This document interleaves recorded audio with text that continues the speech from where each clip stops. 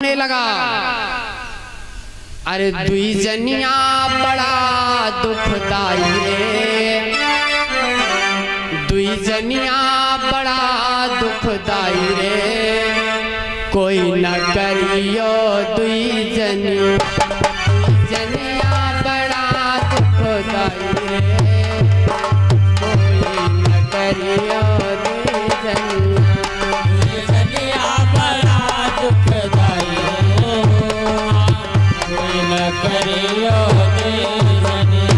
दुई जनिया बड़ा दुखदाई रे, कोई न करियो दुई जनिया बड़ा दुखदाई रे, कोई न करियो दुई जनिया बड़ा दुखदाई रे, कोई न करियो दुई जनिया।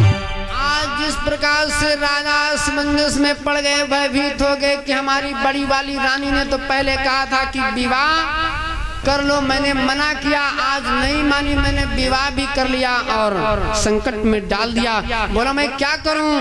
रानी हाथों को जोड़ करके खड़ी हो गई, बोली बहना अब ऐसा करो, इस महलों को आओ, अगर जो आप चाहती हो कि मेरे रहने से इस घर में कलह होगी, दुख पहुंचेगा हमको, तो ऐसा करो मैं महलों में नहीं रहूंगी, छोटा सा काम किया करूंगी आपका, और एक रोटी आप हमको दे देना, बस इतनी ही कृपा करना।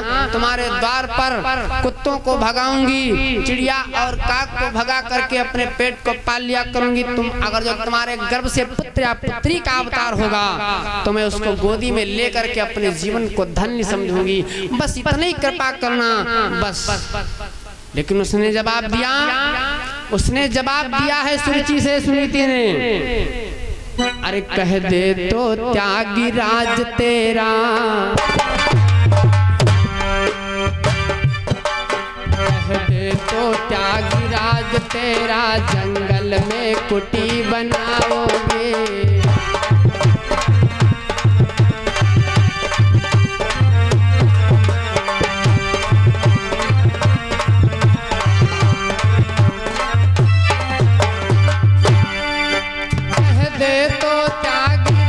तेरा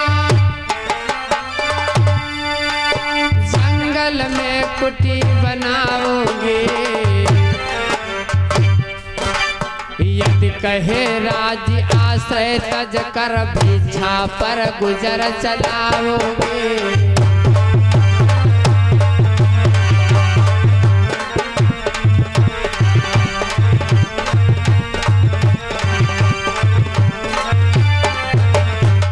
इसलिए तेरे राज को, तेरे आश्रय को तज करके अगर तूने भोजन नहीं दिया तो मैं मांग करके खा लूंगी, भिक्षा मांग करके अपने पेट को पाल लूंगी, लेकिन महलों के अंदर जाओ, पूरा महल तुम्हारे बिना सुशोभित नहीं हो रहा है बहना, इसलिए मेरी बात मानो और डोली से उतर करके आओ। तो सुरुचि ने जवाब दिया है कि मैं डोली के बाहर तभी आऊंगी अगर जो तेरी इच्छा है तो भिक्षा मांग करके अपना पेट पाल लिया करेगी और जंगल में जाकर के कुटी बनाएगी, खेतों में चिड़िया और काक को भगाएगी, तो मेरा कहना मान, जब तू यहाँ से चली जाएगी इस धरती को छोड़ करके, तब मैं इस महलों को जाऊंगी, अन्यथा नहीं जाऊंगी। हाँ, तब मैं महलों को जाऊंगी। जवाब दिया है सुरुचि ने, जवाब दिया है सुनीति से, ए बहना अरे जाना है तो यहाँ राह पकड़, जाना है तो यहाँ राह पकड़, और रहना है तो रह खेतों पर, राह पकड़े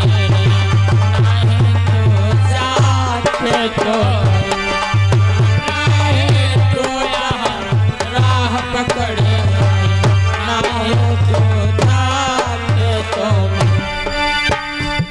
जाना है तो राह पकड़ा, रहना है तो जा खेतों पर, दिन रात वहीं पर जा बहना, दिन रात वहीं पर जा बहना, या और खाक भगाया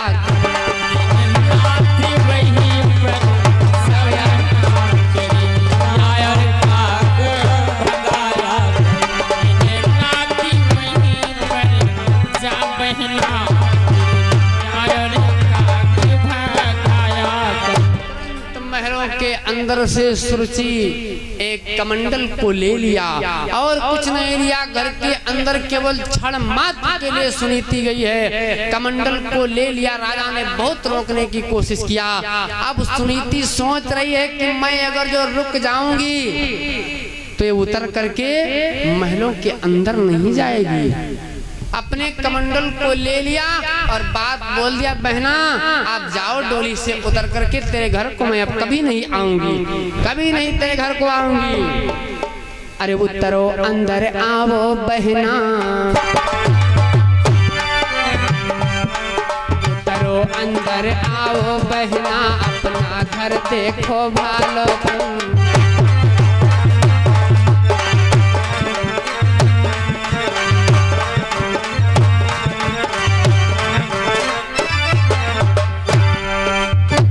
अंदर आओ बहना, अपना घर देखो भालो तुम।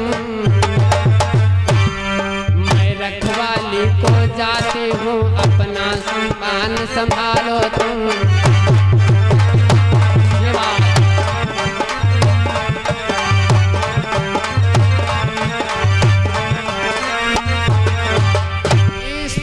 से बातों को बता करके चली गई और डोली से उतार दिया, कलाई को पकड़ लिया और कलाई को पकड़ के सोच रही है कि मैं देहरी के उस पार इसको कर दूं। ये बड़ी वाली रानी का घर में जो बड़े सदस्य लोग होते हैं तो धर्म बनता है कि पराये घर से चल करके आई है तो इसका हाथ पकड़ के अपने घर के अंदर प्रवेश किया जाए। लेकिन सुरुचि ने उल्टा कर दिया, सुरुचि ने उल्टा कर दिया, सुरुचि ने उल्टा उसके हाथ मार दिया सुनीति के कि तूने मेरा हाथ पकड़ लिया बांधन कही की। बहुत ही दुष्कर्म शब्दों के साथ में उसके सामने पेश आई भैया।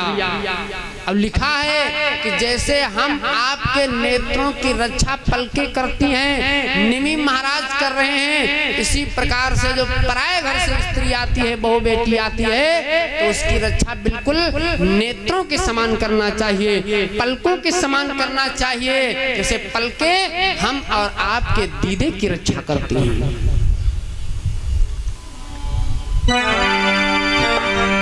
क्या लिखा है? बधू लड़कनी और पर घर आई, बधू लड़कनी घर आई, बधू लड़कनी घर आई, बधू लड़कनी पर घर आई, राखो नयना राखो नयना पलक किए नाई, राखो नयना पलक किए नाई, राखो नयना पलक किए नाई, राखो नयना। बधू लड़कनी और पर घर आई, राखो नयना पलक किए नाई। जैसे हम आपकी रक्षा करती हैं पलके, उसी प्रकार से रक्षा करना चाहिए। ए भैया आज उल्टा हाथ मार दिया, जब सुनीति के हाथ लगा, सुनीति ने हाथ को छोड़ दिया और अपना सतमार्ग पकड़ लिया। अरे महलों में सुरुचि सुशोभित है और बड़ी वाली रानी खेतों पर जा रही है, झोपड़ी बना करके रहने के लिए जा रही है। अरे महलों में सुरुचि सुशोभित है, रुचि के सब साजा सजाती है।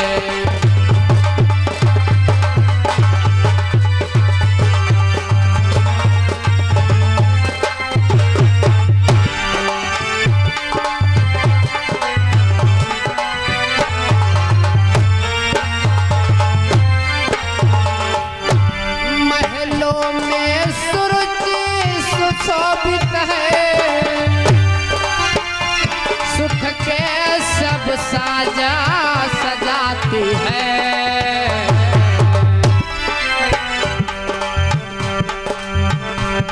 देवी सुनीति अब खेतों पर, देवी सुनीति अब खेतों पर चिड़िया और काग भगाती है।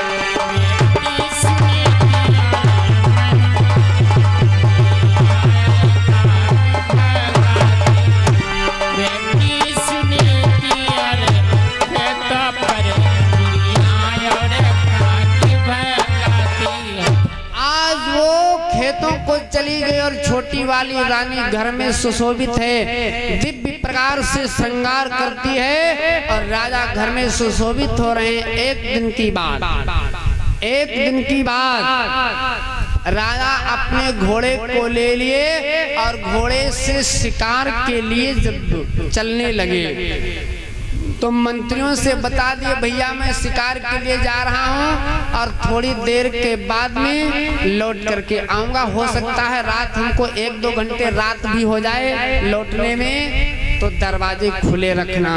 1 या 2 घंटे राजा अपने घोड़े पर बैठ करके चलने लगे। जब राजा घोड़े पर बैठ करके चलने लगे, वहां पर देखते क्या है, शिकार के लिए जा रहे हैं। और राजा लोग जब शिकार मारते थे तो शिकार कैसे मारते थे, इशारे पर शिकार को मार देते थे। जैसे राजा दशरथ परिवार के जितने लोग हैं सबको ऐसी दिव्य शक्तियां प्राप्त हैं। अगर जो जल की आवाज मिल रही है, अगर जो आवाज आ रही है, आहट आ रही है, तो उसी आहट पर अगर जो बाण छोड़ देते हैं तो वो बाण जाकर के शब्द पर लग जाता था। लोग कहते हैं कि वो बाण शब्दवेदी होता था, तो बाण शब्द पर जाकर के लगता था। राजा ने अपने धनुष बाण को लिया और शिकार के लिए निकल पड़े। जब शिकार के लिए निकल पड़े और जाकर के शिकार खेलने लगे, धीरे धीरे समय अपनी सीमा से व्यतीत होता गया। रात्रि का 1-2 घंटा बता करके गए हैं, लेकिन 4 घंटे व्यतीत हो गए। नौकरों ने सोचा, रानी ने सोचा कि 2 घंटे बता करके गए हैं और 4 घंटे हो गए हैं। बंद कर लिया सुरुचि ने अंदर से पल्ला भैया। जब अंदर से पल्ला बंद कर लिया,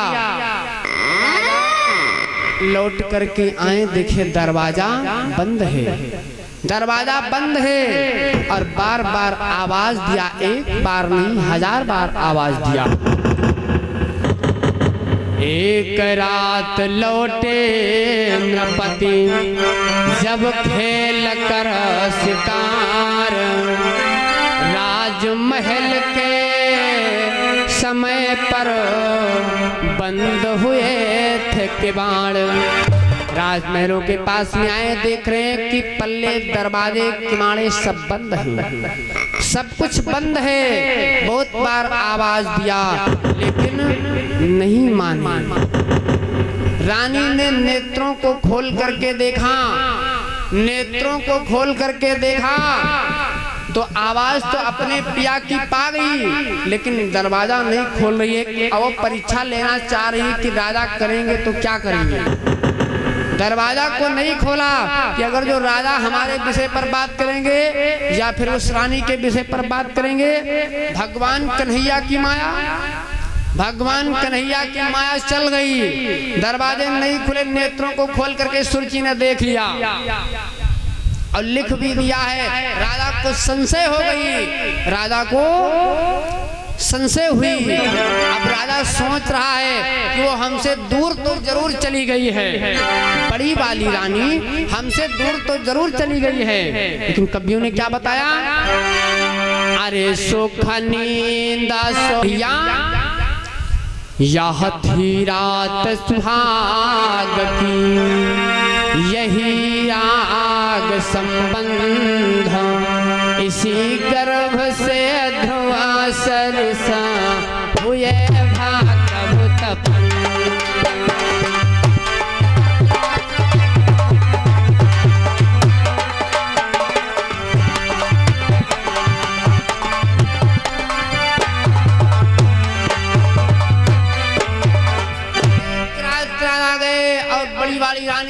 पास में विश्राम किया और सुबह होते होते अपने महलों का एक कार्यभार देखने लगे। परमात्मा की छत्र छाया में चलते रहे, परमात्मा का गुणगान करते रहे, भजन करते रहे, अपने गुरु का ध्यान करते रहे। समय बीतता गया और जो अंटे पर रह रही है महलों में सुरुचि, वो भी गर्भ धारण किए है और इधर जो अपने खेतों पर चिड़िया और काग को भगा रही है, तो उसके गर्भ से एक पुत्र का जन्म हुआ। जब एक पुत्र का जन्म हुआ तो देवता लोग आकाश मार्ग में खड़े हैं, आकाश मार्ग में खड़े हैं, पुष्पों की वर्षा कर रहे हैं खेतों पर, जंगलों पर।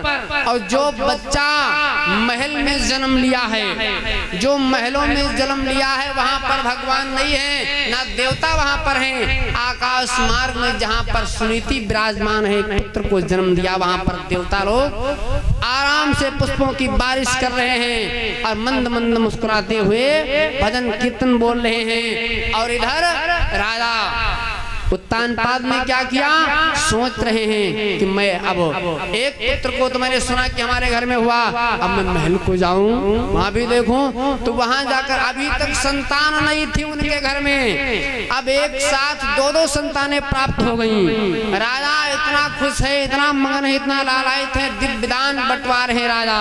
बालक जने नाल नहीं काटे, तब तक दान यथा विधि बांटे।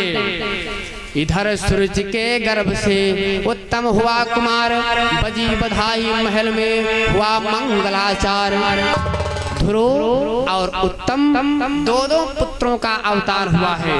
बोलिए वृंदावन श्री बिहारी लाल की जय हो, भक्त और भगवान की जय हो, सच्चिदानंद भगवान की जय हो। अब आप समय अपनी सीमा पर है, अब आप हम एक भजन सुना दें और भजन का भाव बन जाए कुछ, और आप लोगों की रिकॉर्डिंग हो जाए। तो भजन सुन लो, उसके बाद में राम नाम, फिर आरती प्रसाद। और जाना किसी को नहीं है, जाना किसी को नहीं है, प्रसाद बैठ करके प्रसाद लो। उसके बाद में भंडारा कंप्लीट हो चुका है और सब भंडारा बिल्कुल तैयार है, 10-5 मिनट में तैयार है। कोई बगैर भंडारे का प्रसाद पाए नहीं जाएगा, क्योंकि बताया गया है कि अन्न का एक एक कण और सत्संग का एक एक क्षण मानव के जीवन को बदलने का कार्य किया।